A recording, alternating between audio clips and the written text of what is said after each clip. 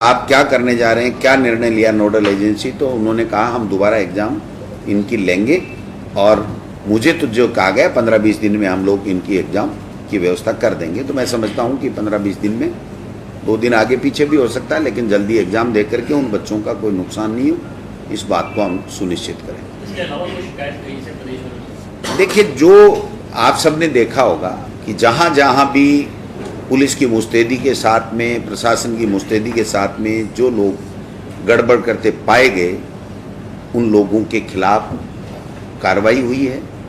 और ये कार्रवाई जब इतने लोगों के खिलाफ हुई है, तो अगर इनकी चेन सर्किल आगे जाएगी तो जितने आगे तक जाएगी उतने आगे तक हमारी सरकार, जो भी एजेंसीज हैं जांच करने वाली, वो ले जाएंगे। और एक व्यक्ति के बारे में भी अगर हमें कोई इस तरह का कोई संज्ञान होता है कि उसने गड़बड़ की है, तो उसको पूरी तरीके से तहकीकात करके, पूरी तरीके से जांच कर करके और पारदर्शिता के साथ में इसका रिजल्ट जारी कराया जाएगा। अब वो तो देखो नोडल एजेंसी का काम है। जो परीक्षा होने के बाद ही पूरी परीक्षा का रिजल्ट एक साथ ही जारी किया जाएगा, अलग-अलग जारी किया जाएगा? वो इससे कोई लंबा चौड़ा फर्क पड़ने वाला नहीं है। वो नोडल एजेंसी जो चाहे जैसे करे, उसमें सरकार का कोई रोल नहीं रहता है, क्योंकि उनका भी रिजल्ट आना है। ये तो एलिजिबिलिटी टेस्ट है, तो एलिजिबिलिटी टेस्ट में जो नंबर जिसके आएंगे वो आएंगे। मेरिट एक बार ये मैं कह सकता हूं कि टोटल रिजल्ट आने करता है, उससे ज़्यादा टैलेंट होता है, ज़्यादा सीनियर होता है, तो निश्चित रूप से उस पेपर को हल करने में उसके लिए सुविधा रहती है। चूंकि अब भारत सरकार का कानून था, मैंडेटरी था, तो हमने किया। और अब हाई कोर्ट इसकी इंटरप्रिटेशन किस प्रकार से करता है, व्याख्या, उसके ऊपर हम लोग आगे से चलेंगे। और अभी जो रिजल्ट जो आएगा, मैं समझता हूँ कि रीट का, वो भी इस रिजल्ट के ऊपर ही आधारित होगा। जो हाई कोर्ट कहेगा उसी हिसाब से आगे चलेगा। दूसरा मैं कहना चाहता हूँ कि कल तमाम लोगों को, प्रदेश के लोगों को, प्रशासनिक अधिकारियों को, शिक्षकों को, हमारे विभाग के तमाम अधिकारी, कर्मचारी, शिक्षक, उनको, पुलिस को, माननीय मुख्यमंत्री जी को विशेष रूप से, सामाजिक संगठनों को, पत्रकारों को, मीडिया के लोगों को, सबको धन्यवाद देना चाहता हूं कि इस एग्जाम, जो सबसे बड़ी देश की एग्जाम थी, उसको पूरी पारदर्शिता के साथ में संपन्न कराने के लिए सबका सहयोग हमको बहुत शानदार तरीके से मिला। और हमारा एक लोक कल्याणकारी सरकार का जो मैसेज था, वो पूरे देश में, अन्य स्टेट्स में भी गया। और जब दूसरे स्टेट्स के जो बच्चे आए, उन्होंने भी कहा कि हमने आज तक ऐसा व्यवस्थाएं नहीं देखी कि हमको बाकायदा तिलक लगा करके गांव के लोग, एनजीओ, भामाशाह वो भेज रहे हैं, पुलिस वाले सेंटर पे छोड़ के आ रहे हैं, और पूरे खाने और रहने का इंतजाम किया जा रहा है। तो माननीय मुख्यमंत्री जी ने जब बजट घोषणा की थी कि हम राजस्थान रोडवेज की बसों में फ्री करेंगे, तो जब ये संज्ञान में आया कि ये बच्चे राजस्थान रोडवेज की बसों में नहीं जा पाएंगे, तो मुख्यमंत्री जी ने एक बैठक बुला करके ये घोषणा की कि हम लोग सबको फ्री करेंगे, प्राइवेट बसों का अधिग्रहण करेंगे और उसका पैसा सरकार देगी। तो इससे बढ़िया कोई निर्णय मैं समझता हूँ हो नहीं सकता।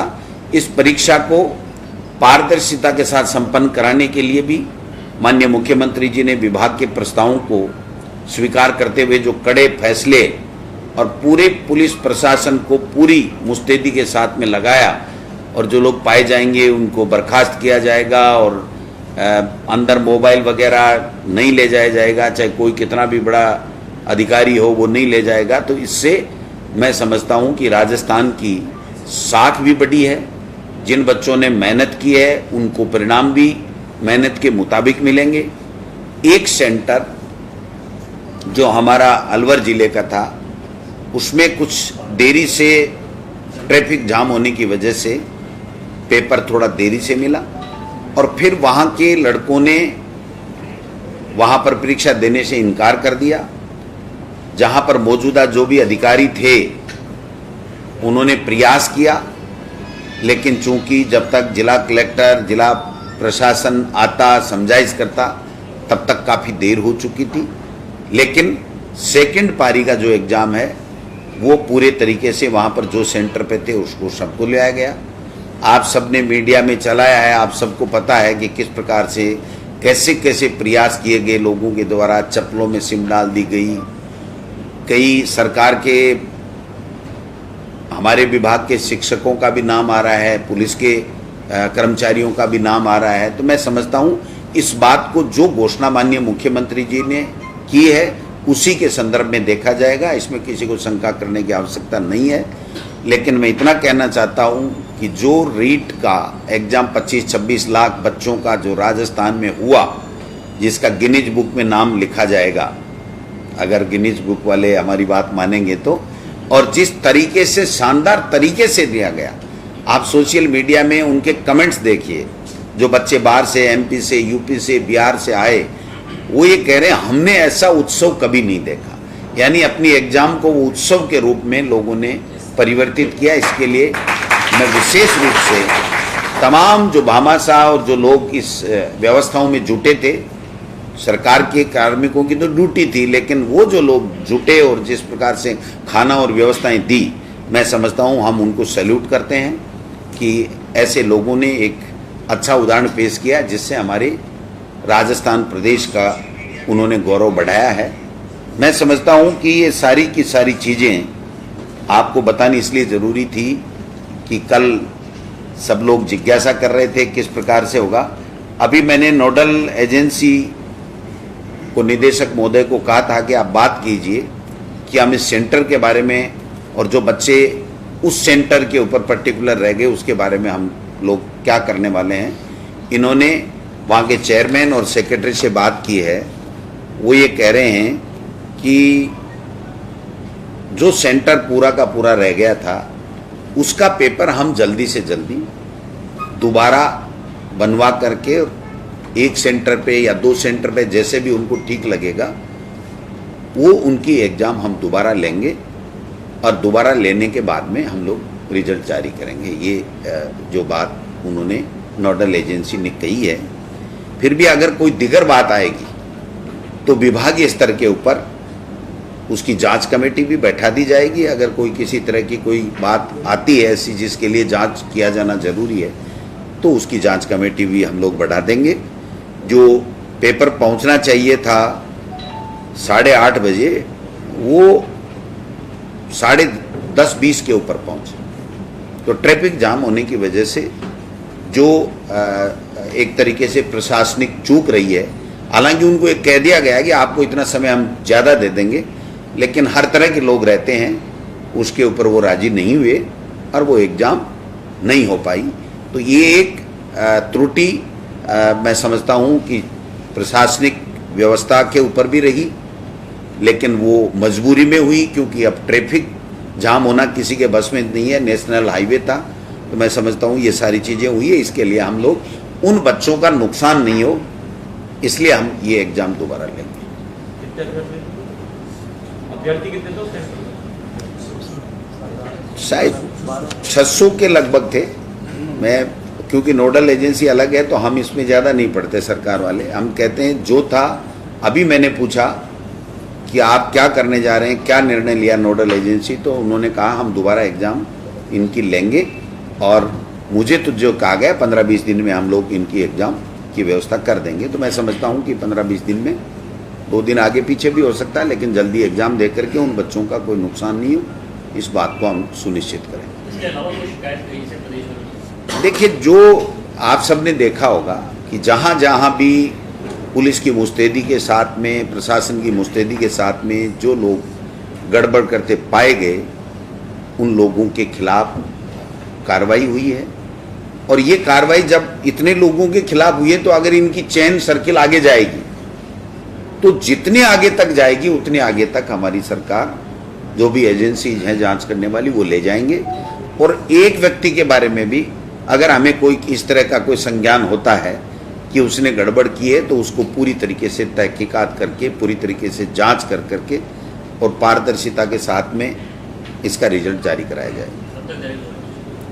अब वो तो देखो नोडल एजेंसी का काम है। जो परीक्षा होने के बाद ही पूरी परीक्षा का रिजल्ट एक साथ ही जारी किया जाएगा, अलग अलग जारी किया जाएगा? वो इससे कोई लंबा चौड़ा फर्क पड़ने वाला नहीं है।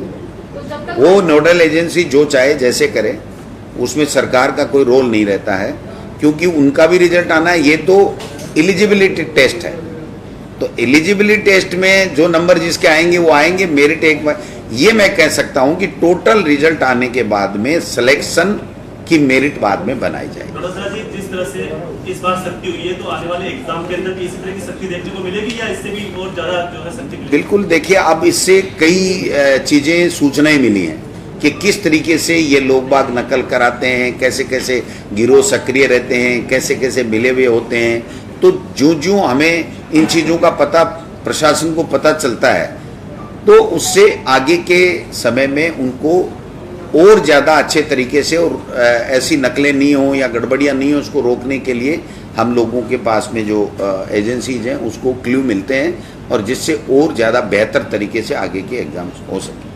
ये अच्छी परीक्षा रही, सभी ये कह रहे हैं, लेकिन खासतौर से नकल गिरोह का आपने पकड़ा, लेकिन घर में जिन लोगों को सिक्योरिटी में लगाया था, शिक्षक ज्यादा पकड़ में आए हैं, पुलिस लेकिन उनके कर्मचारी पकड़ में आए, तो ये भी एक सबक होगा अगली बार। देखिए, निश्चित रूप से हमें पता था कि सरकारी अधिकारी कर्मचारी अगर इसमें शामिल हो जाए तो उस जो मेहनत की है उस बच्चे के साथ में अन्याय होगा। इसीलिए इतना कड़ा फैसला हिंदुस्तान में किसी स्टेट में नहीं लिया गया कि सरकारी कार्मिक को बर्खास्त किया जाएगा, कभी कहीं नहीं लिया गया।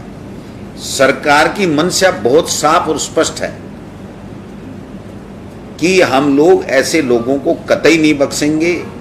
जो लोग मेहनत करते हैं, जो बच्चे मेहनत करते हैं, उनको ईमानदारी से उनका रिजल्ट मिलना चाहिए। तो मैं समझता हूं कि जिन जिन कार्मिक पाए गए हैं, अब इतने बड़े अथाह समूह में 8 करोड़ लोगों में आप किसको क्या कैसे पहचान सकते हो? जब कोई चीज़ सामने आती है तभी ये चीज़ें होती हैं। लेकिन इससे निश्चित रूप से आगे आने वाली परीक्षाओं में और ज़्यादा पारदर्शिता रहे, ईमानदारी से परीक्षाएं हों, अच्छे सुव्यवस्थित तरीके से हों, उसमें हम लोगों को मदद मिलेगी। क्योंकि ये लोग चिन्हित हो गए, अब चिन्हित हो गए तो ये तो हो ही गए, अब जांचें चलेंगी। जब जांचें चलेंगी तो इनके आगे तक कहाँ तक कनेक्शन है वो भी जाएगा। तो एक तरीके से इनके जड़ तक पहुंचने में सरकार को मदद मिलेगी। सर, एक सवाल है कि कल बहुत सारे सेंटर पे ये देखने को मिला कि सेकंड लैंग्वेज किसी ने पंजाबी भर रखी थी, किसी ने सिंधी भर रखी थी, वहाँ पेपर पहुँचा ही नहीं। और अनंतनाग में दूसरे सेंटर से जब पेपर मंगाया गया तो कोड अलग हो गए, समय काफ़ी बर्बाद हो गया। तो क्या ऐसे विद्यार्थियों को राहत मिली? हमारे संज्ञान में ऐसी कोई चीज़ नहीं है। ऐसा कोई भी मामला हुआ होगा तो वो नोडल एजेंसी माध्यमिक शिक्षा बोर्ड को अपनी लिखित में शिकायत दे, वो उसके ऊपर परीक्षण उपरांत जो भी निर्णय लेंगे वो उनको लेना है। सरकार का इसमें कोई हस्तक्षेप नहीं। बहुत से परीक्षार्थियों का ये भी आरोप है कि उनको खुले पेपर मिले और ऐसा एक सेंटर पे नहीं हुआ, एक से ज्यादा सेंटर्स पे हुआ। ये सब गलत बात है। ये तो जिसकी तैयारी नहीं होता है वो तरह तरह की बात लगाता है। बहुत से विद्यार्थियों के खोलने की जरूरत कहाँ थी? अगर खुले तब तो एक पेपर ही खुल जाए। सारे पेपर कोई खोलता है क्या? तो खोलने वाला, जब हमने वीडियोग्राफी जहाँ से पेपर उठ रहा है वहाँ से लेकर के बट रहा वहाँ तक कराई है, तो ऐसे किसी का ये कहना मैं समझता हूँ बिल्कुल गलत है। इस तरह की कोई शिकायत ऑथेंटिक रूप से किसी के सामने नहीं है। पेपर आया 1.5 घंटे पहले आया गया कि एक कांस्टेबल के फोन पर पाया गया, तो पुलिस ने मामला पकड़ा। तो क्या इसे माना जाएगा? उसको तय तक जाएंगे कि कितने लोगों तक ये पेपर पहुंचा है, उन सब के खिलाफ कार्रवाई होगी। उनका इस रिजल्ट से कोई लेना देना नहीं रहेगा। अच्छा सर, जो हाई कोर्ट में अभी पेंडिंग है मामला आपका बीएड वाला, तो जब तक वो क्लियर नहीं होगा तब तक क्या रिजल्ट घोषित होगा या निश्चित रूप से देखिए, जो कोर्ट का आदेश को देखना पड़ेगा। जो मुझे मेरे संज्ञान में लाया गया है कि कोर्ट ने अभी इसको परिणाम के लिए बीएड वालों के परिणाम के लिए रोक रखा है। तो निश्चित रूप से कोर्ट का हम लोग प्रयास करेंगे कि जल्दी से जल्दी इसके ऊपर मेरिट के ऊपर जो भी डिसीजन कोर्ट करे जिससे हम लोग आगे बढ़ सकें। तो इसके लिए हम एजी साहब से आज मैं स्वयं भी बात करूंगा और विभागीय अधिकारियों को लगाएंगे कि हम जल्दी से जल्दी कोर्ट से इसमें जो भी निर्णय आए वो लें। सर, आपको लगता है कि जिस तरह से ये व्यवस्था हुई है, हर एक जिले में दूसरे जिले में जा रहे हैं, क्या हर एक जिले में अलग से इंडिविजुअल हो ताकि ये जो तैयारियां आप लोग बार बार आपको नहीं करनी पड़े, इंडिविजुअल हर एक जिले के एग्जाम? अब देखिए, ये तो जो नोडल एजेंसी होती है उसको तय करना होता है लेकिन समय समय के ऊपर जब एग्जाम्स होती हैं, उससे जब जो अनुभव मिलते हैं, उस अनुभव के आधार पर आगे की जो परीक्षाएं होती हैं उसमें जो भी निर्णय लेने होते हैं तो वो लेते हैं। तो मैं समझता हूं कि इसके ऊपर मेरा ये कहना कि ऐसा होना चाहिए, ऐसा होना चाहिए, ये कतई ठीक नहीं। सर आज से प्राथमिक स्कूलें भी खुल गई हैं, प्राथमिक कक्षा 18 महीने बाद में खुली। बच्चों का, अभिभावकों का, आप सबका, क्योंकि आपके बच्चे भी तो पढ़ ही रहे हैं। तो निश्चित रूप से इस कोरोना के कारण से जो 1.5 साल का दंश जो हमने झेला है वो कभी भूलने वाला नहीं है, लेकिन फिर भी